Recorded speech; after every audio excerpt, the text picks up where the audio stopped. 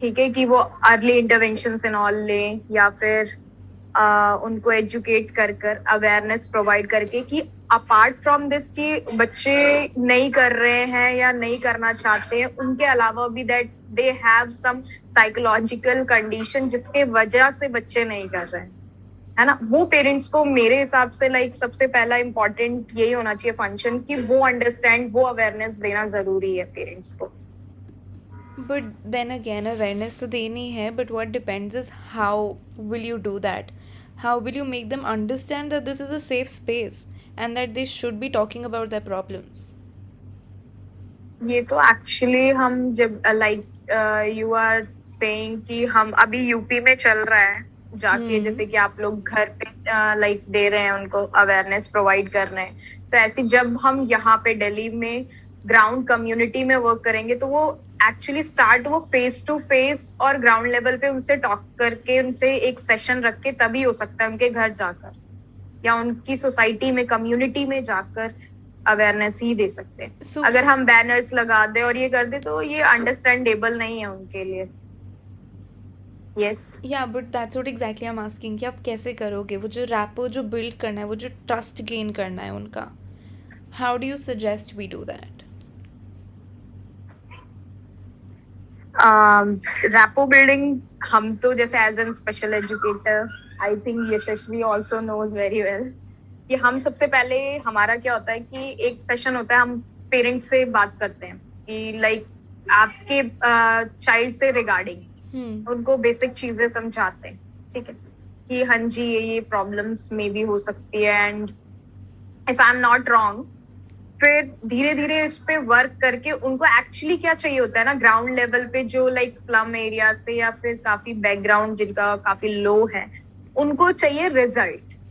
They won't believe on कि paper work क्या हो रहा है या फ्यूचर में क्या होगा, वो चाहते हैं कि जल्दी इंस्टेंट रिजल्ट मिले।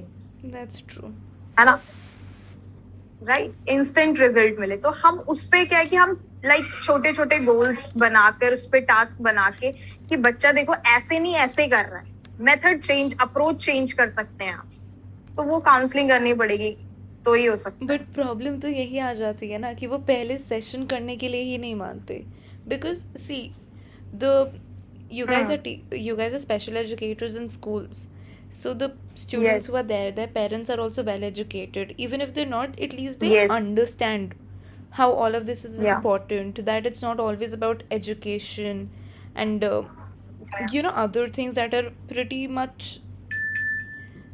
Yes. that basically people are already aware of. The main problem comes in when it's a psychological aspect of things, because we're living in India, baby, and यहाँ पे people are Yeah. not that open minded when it comes to psychological problems. किसी के बच्चे को autism हो, ADHD हो, वो नहीं मानेंगे। नहीं, हम डायरेक्ट नहीं मानेंगे। यस, आप उन्हें ये भी बोल दो कि उनके बिहेवियर में डिफरेंस है, all they will say is कि हाँ ये बच्चा ऐसे, बच्चे तो होते ही ऐसे हैं। ऐसे एग्जैक्टली, तो वही या उन्हें यू जो आर राइट। फर्स्ट सेशन में बिठाना है, प्रॉब्लम वहीं आ जाती है कि आप उन्हें एक पहला सेशन भी देने के लिए कैसे मनाओगे? पहले सेशन के लिए आई बिलीव कि हम उनको एक इंटरेस्टिंग सेमिनार प्रोवाइड कर सकते हैं। सेमिनार भी ऐसा नहीं कि हम उन्हें एकदम एजुकेटिव और इंफॉर्मेटिव चीजें बताएंगे।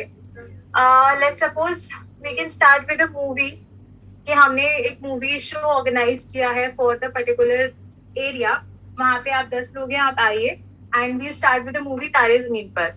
तो Taare Zameen Pe the boy is suffering from a particular disability, वहां से हम इंट्रोडक्शन देते हुए पेरेंट्स को सुनना शुरू करेंगे।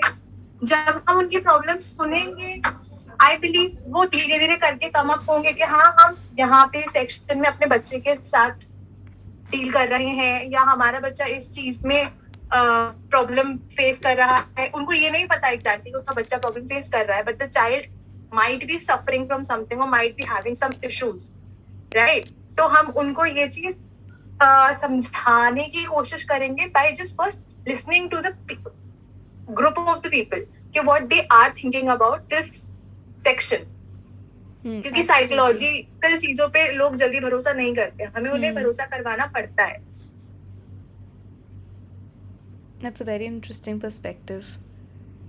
Yes, that's true. The whole idea of bringing Yeah. them together through screening a movie which highlights um such an issue is very interesting. First of all, second of all, um, more so than anything else, I think the important thing is communicating well, making sure they feel safe and secure to talk to you about their problems, क्योंकि at the end of the day they believe कि उनकी घर की दिक्कत है किसी और के पास नहीं जानी चाहिए, right? that is True. where that is where rapport building will come in. You have to make sure you communicate to them in a way where they feel safe and they can open up about their problems, especially where confidentiality is concerned. In a connected way, like we're all humans. There is something that binds us all together, even though we have our own differences, our own problems. End of the day, we're all humans. हम सबको एक चीज़ है जो bind करती है, and that is emotions. तो अब for rapport building, if you talk emotionally to them, you talk in a very empathetic way, not sympathetic, but an empathetic way, where you're feeling their pain, where you're feeling their disturbances in their life. That is how I believe we can connect to those people. So basically, what we wanted to, our first message to you guys, first of all, thank you for joining the team. But the main thing, the most important thing that anybody in this foundation would require is empathy and the ability to communicate well, because at the end of the day, you're talking to people who do not want to talk to you. So honing that skill of letting them at least being open to listen to what you have to say is something you would require throughout your work experience in this foundation.